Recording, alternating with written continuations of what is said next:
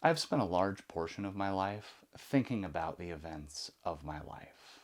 I'm not unique in this, it's something that we all do. You'll be relaxing at the end of the day and trying to nod off. You'll think about an argument you had.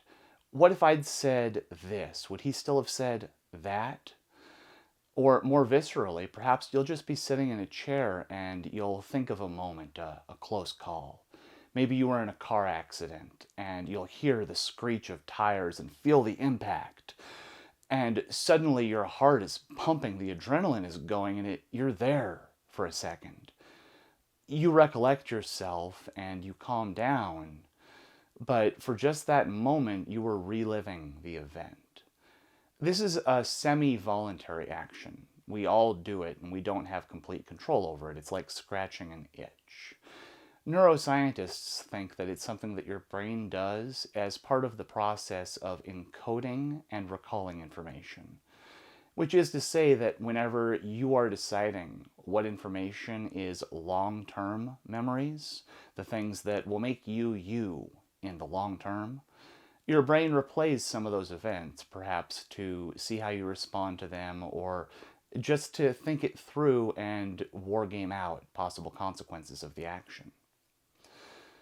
This was important to me because while everybody does this, I had an incredible amount of time to do it in.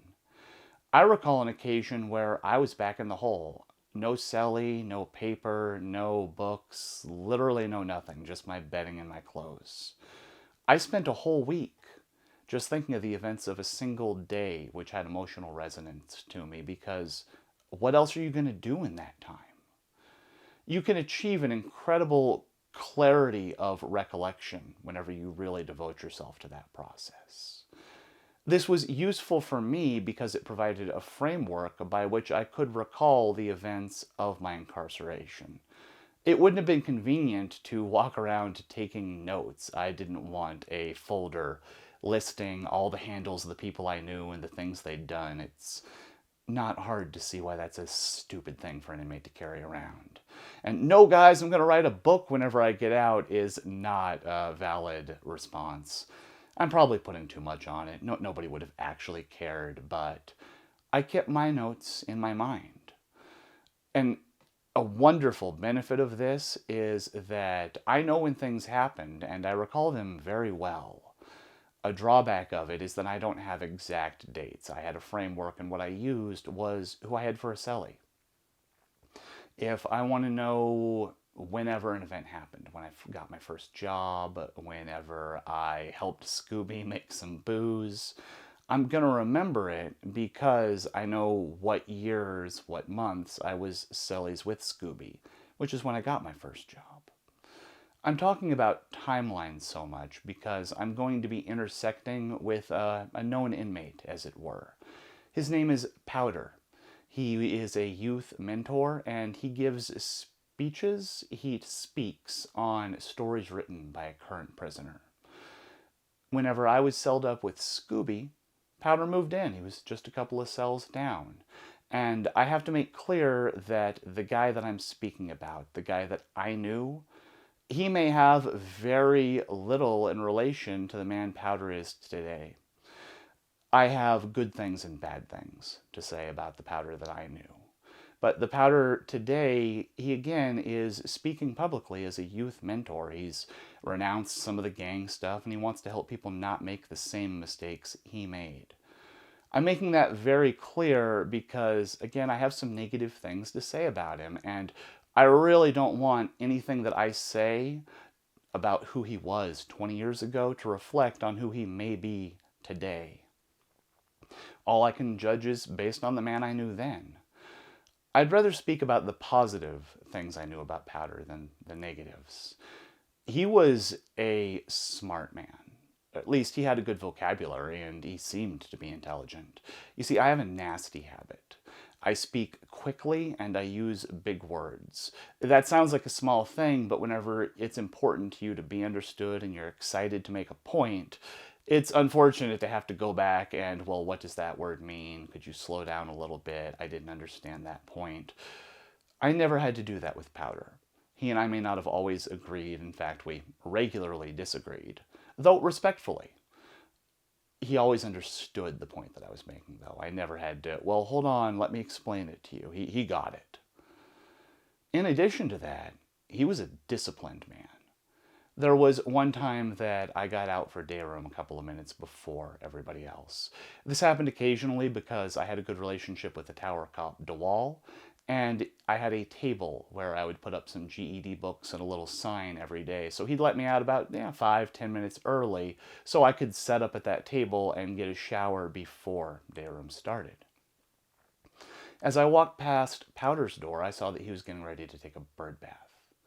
A bird bath is an improvised shower that inmates do. You have a sink toilet, which is a sink on the top and a toilet on the bottom. I'll put up a picture of one of these videos.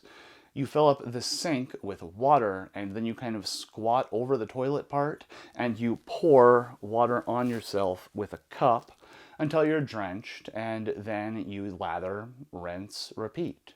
Whenever you're done, use a towel to pull up all the water that drained onto the floor, and you clean your cell after generally. It's a process. It's a little tedious. It's a pain. It can take 20 minutes or a half hour.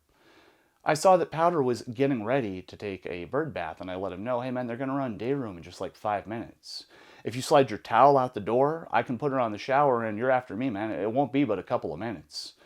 He said he was good, and I moved on. Later, when he and I were talking, he explained that he didn't like to take showers first thing in the morning. He preferred to stay in the cell and take a bird bath until he was done and then come out. The reason for this was that he preferred to run every day, his routine, like he was back in the hole.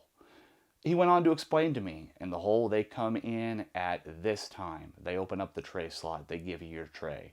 You have this long to eat. You have this many minutes, and you're going to get your workout. You're going to clean your cell. He had a minute-by-minute plan for literally every day of his life.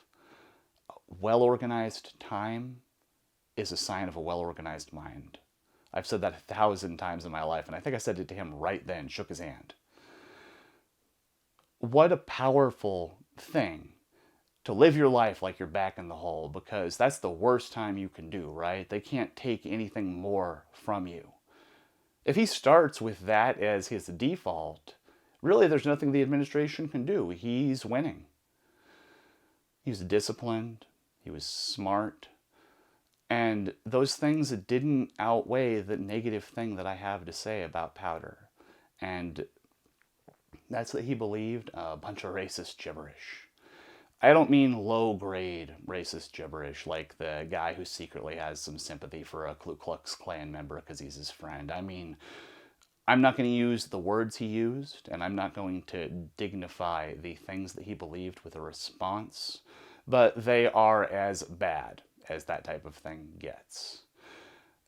There was no amount of discipline and intellect which could compensate for that. I remember thinking whenever I actually had a conversation with him about the things that he believed, I could never be friends with him. I remember those exact words in my head. I could never be friends with this guy. That is a stupid and arrogant thing for me to have thought. You see, never, that's a static word. You think about it. He went on after I knew him, and he got involved in gang politics. Apparently he did pretty well. He became a validated gang member and had some pull. He could have been a member of the Aryan Brotherhood if things played out differently, as I understand it. I'm not at all surprised he did well as a gang member, because he comported himself in such a manner that made it clear he could lead men. He was always very put together.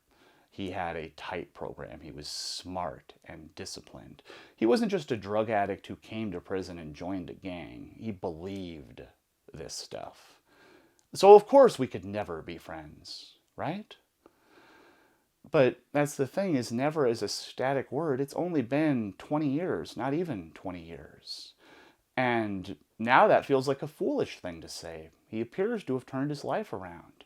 He's renounced the mistakes he's made. And he's doing what he can to demonstrate his rehabilitation within the context of the environment he's in. I don't know the guy. I'm not saying we are friends or even necessarily that we could be. I'm saying that never was a foolish thing for me to say. It was a static word. Never doesn't change. It's always the same. Always doesn't change. It never changes. They're static words. People aren't static. My never was predicated upon the idea that he'd always be the same person, and that's just a foolish thing to say. In your everyday life, whenever you catch yourself using those words, those always and never, be very careful. Do use them. They're important words, but know what they mean. You're saying, this will not change. This is so intrinsic that it cannot change. Be careful with the alwayses and the nevers, because the way that we use words like that, whenever we think to ourselves, they change the way that our brains develop. The same way that whenever you think about the events of a day, your brain is deciding what's important. Whenever you say, well, what if I'd said this instead of that? Your brain is rewiring itself just a little bit. It's called neuroplasticity. It's the same thing with those words, always and never. You're telling yourself subconsciously, this will not change. Keep an open mind, because things change. That's the beauty and the terror of life, is that things change. Thank you for listening today.